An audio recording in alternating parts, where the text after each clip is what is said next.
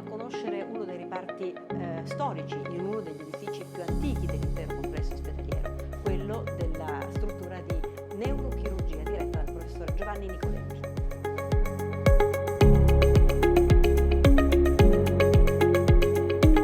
Professore, ma in che ambiente siamo qui? Dove siamo? Questa è la storia. Questa è la struttura complessa dell'azienda di rilievo nazionale Garibaldi di Catania. Sono gli edifici storici che sono intrisi della storia della neurochirurgia della regione Sicilia. Basti pensare che la prima scuola di specializzazione in neurochirurgia della regione Sicilia è stata istituita negli anni 70 proprio in questi locali ad opera del professore Saverio Signorelli Marotti, allora allievo del professor Oliver Crona. E da queste mura, in questa struttura dove è nata la prima scuola di specializzazione, si sono formati tantissimi neurochirurghi che oggi lavorano in tutta Italia. Consideri peraltro che nella regione Sicilia, dei 9 primari in atto di strutture pubbliche, ben 5 si sono formati in questa struttura. Quindi un orgoglio quest'aula, certo, dove è passata appunto la storia. È la storia della neurologia ed è la storia della neurochirurgia. Oggi le volevo appunto chiedere che cos'è adesso, oggi, l'unità operativa complessa di neurochirurgia, cosa fate, in quanti siete, come operate? L'unità operativa di neurochirurgia conta 15 dirigenti medici più me, un personale del comparto di 45 unità e delle sale operatorie dedicate. Diversamente dagli altri ospedali abbiamo un complesso operatorio con 2 sale operatorie completamente rinnovate, ce l'hanno date 2 anni fa e sono davvero piene di qualsiasi strumentazione d'avanguardia. Abbiamo un arsenale strumentale che fa invidia a moltissime neurochirurgie. La possibilità di avere un comparto operatorio a noi dedicato ci consente anche di avere gli infermieri dedicati alla nostra sala operatoria, quindi un personale di strumentisti ed infermieri di sala operatoria che sono completamente dedicati alla neurochirurgia e quindi hanno una capacità dal punto di vista tecnico assolutamente eccellente. Che tipo di pazienti trattate? Noi essendo una neurochirurgia ci occupiamo della chirurgia cranioencefalica, cioè del cranio, del cervello, del cervelletto e della colonna vertebrale e del midollo spinale, quindi tutto quello che è l'ambito chirurgico che attiene alla patologia di tipo neurologico. Qui si arriva per traumi o per eventi come qui si arriva per tutto. Noi ci occupiamo di neurochirurgia malformativa, ci occupiamo di neurochirurgia vascolare, molto di neurochirurgia neoplastica, quindi nel trattamento dei tumori del cervello oppure del midollo spinale, nelle patologie neurologiche a carattere infettivo che devono essere operate, nelle degenerative che vedono la loro sindromicità, nelle cosiddette ernie discali, spondilolistesi o stenosi del canale, sono delle patologie comunissime che tutti conosciamo e tutte queste patologie vengono trattate in questa struttura. Grazie, ripeto, anche alla strumentazione che in questo momento abbiamo in sala operatoria e i recentissimi acquisti di un'apparecchiatura particolare che si chiama OARM, che è un tomografo intraoperatorio che consente di eseguire delle immagini all'interno della sala operatoria col paziente durante l'intervento.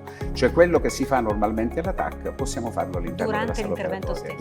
Durante l'intervento. Ed un ulteriore potenziamento dell'arsenale strumentale della sala operatoria che è stato determinato dall'acquisto di un nuovo microscopio operatorio all'avanguardia tecnologica, questo grazie alla acuzie di uomini della nostra direzione strategica anzitempo entrati nella leggenda della reggenza delle strutture sanitarie regionali come il direttore generale Fabrizio De Nicola, il direttore sanitario Beppe Giammanco e il direttore amministrativo Giovanni Annino.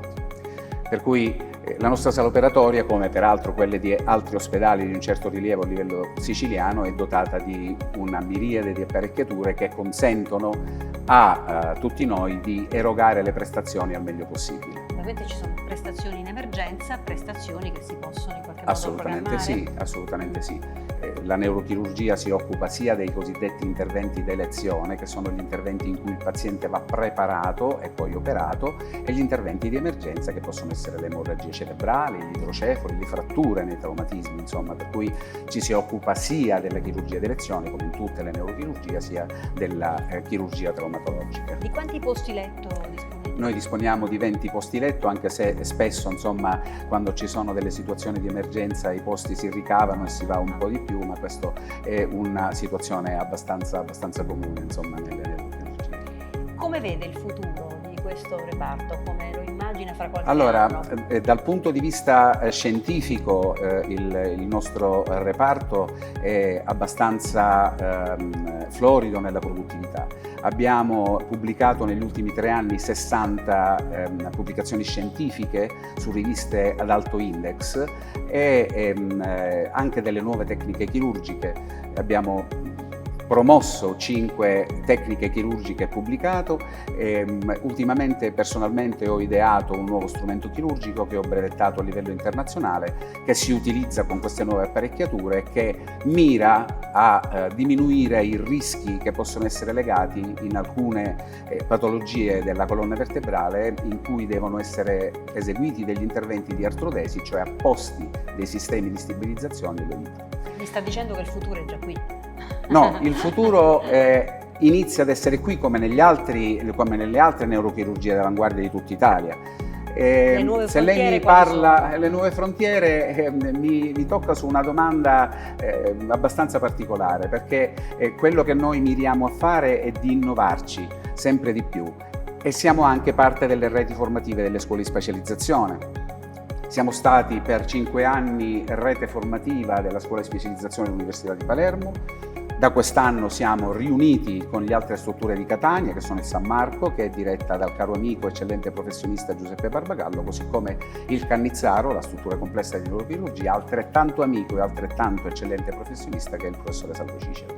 Ma se mi chiede come vedo il futuro della neurochirurgia, ho una visione che è assolutamente personale ma particolare, perché veda il miglioramento continuo delle tecniche di immagini e di neuroimmagini e il perfezionamento sempre più profondo delle metodiche strumentali con la robotica faranno sì che la figura del chirurgo cambierà. Non vedremo più il chirurgo che indossa il camice, che calza i guanti, vedremo invece un tecnico che siede a una console a governare tutte le strumentazioni robotiche. Il futuro non sarà più il chirurgo di oggi, sarà un tecnico, sempre neurochirurgo, che dovrà decidere quali interventi fare, che è una cosa basilare nella scelta dell'iter del paziente, ma siederà a una console. E questo lo vedremo probabilmente fra poche generazioni di neurochirurgi.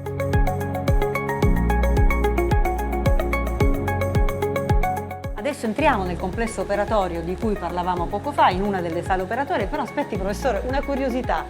Questa scritta che vedo anche su altre pareti, che cosa vuol dire? SCALP? Questo è un acronimo, insomma, è figlio della mia psicopatia ansiogena, insomma, che col tempo va a peggiorare sempre. Cosa vuol dire? È un acronimo per cui ricorda agli operatori quali sono quei momenti che possono essere irreparabili alla sala operatoria. Cioè il paziente viene preparato durante il suo ricovero, viene già visto dai medici, rivisto dagli anestesisti, ma ci sono alcuni punti nella chirurgia che non possono mai essere disattesi. E cioè? Scalp vuol dire cuoio capelluto in inglese. Sì.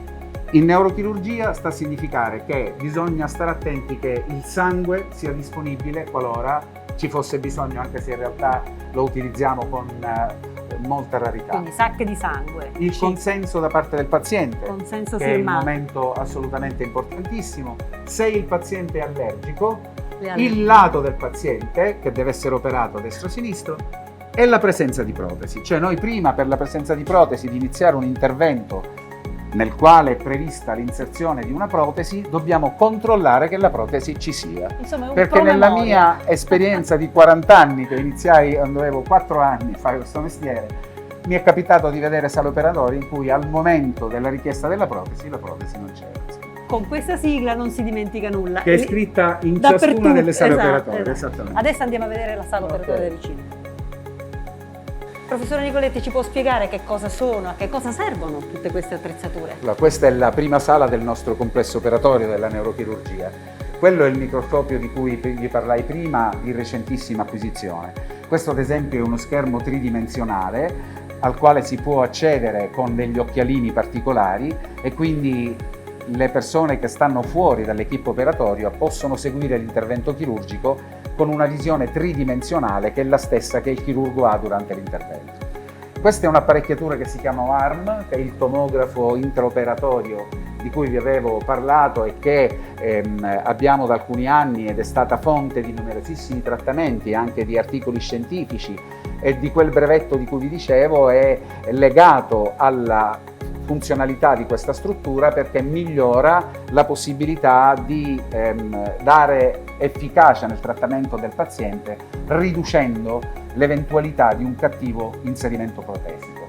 Poi abbiamo il navigatore, questo è un sistema Navigatore? Sì, che hanno tutte le neurochirurgie di un certo prestigio, ed è un macchinario che consente durante gli interventi, sia nella chirurgia della colonna vertebrale quanto nella chirurgia del cervello, ad avere una specie di mini GPS, cioè riporta all'interno del suo schermo la TAC e la risonanza magnetica, e quando si opera in tempo reale lei sa con precisione millimetrica in quale struttura si trova, e quindi rappresenta un controllo che oggi è assolutamente indispensabile in quasi tutti gli interventi cerebrali e in moltissimi interventi alla colonna vertebrale.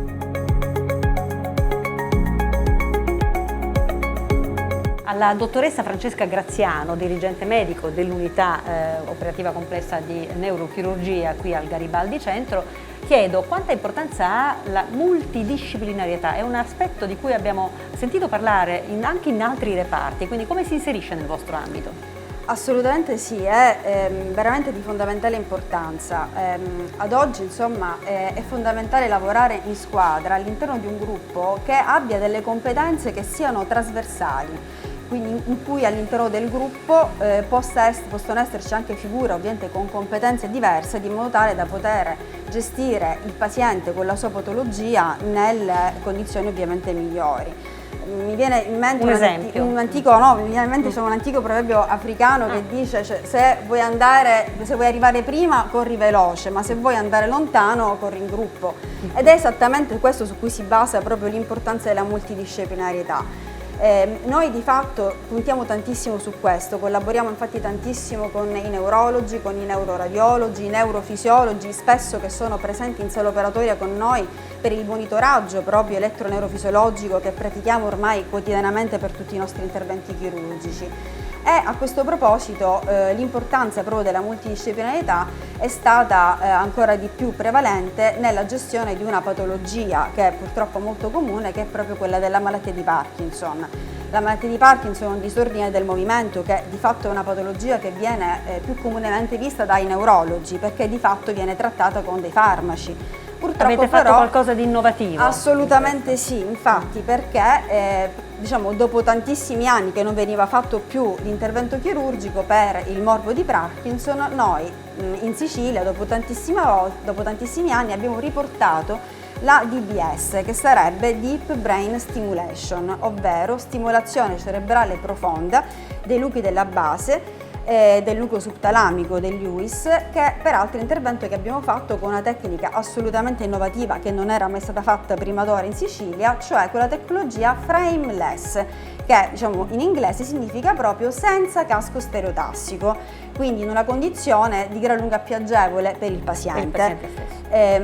Questo è stato fatto proprio grazie a questa collaborazione trasversale, multidisciplinare con altri specialisti. So che c'è un altro risultato di eccellenza, un motivo di orgoglio per questo reparto. Sì, assolutamente sì, diciamo siamo in corsa ancora per avere questo risultato, però siamo a buon punto. Infatti noi come ARNAS abbiamo risposto alla chiamata del Ministero della Salute in riferimento proprio al bando PNRR che è proprio appena uscito. Infatti noi come unica azienda ospedaliera in tutta la Sicilia abbiamo partecipato a questo bando su una patologia, anche questa in collaborazione con i nostri neurologi e con altre discipline specialistiche, in riferimento proprio all'idrocefalo normoteso, che è una patologia pure molto comune, per la quale proprio abbiamo di fatto già avuto il semaforo verde per la prima parte, insomma, della domanda, e ora insomma, stiamo concorrendo per attendere i risultati finali, però insomma, siamo già molto soddisfatti e speriamo insomma, che questo progetto vada in porto, perché ciò permetterebbe di avere un'implementazione importante sia dal punto di vista proprio di risorse tecnologiche che di risorse umane. Quindi... E allora dottoressa, incrociamo le dita per questo progetto importante, auguriamo buon lavoro al professore Nicoletti e all'intero staff dell'unità operativa complessa di neurochirurgia dell'ospedale Garibaldi Centro. Grazie a voi. Grazie.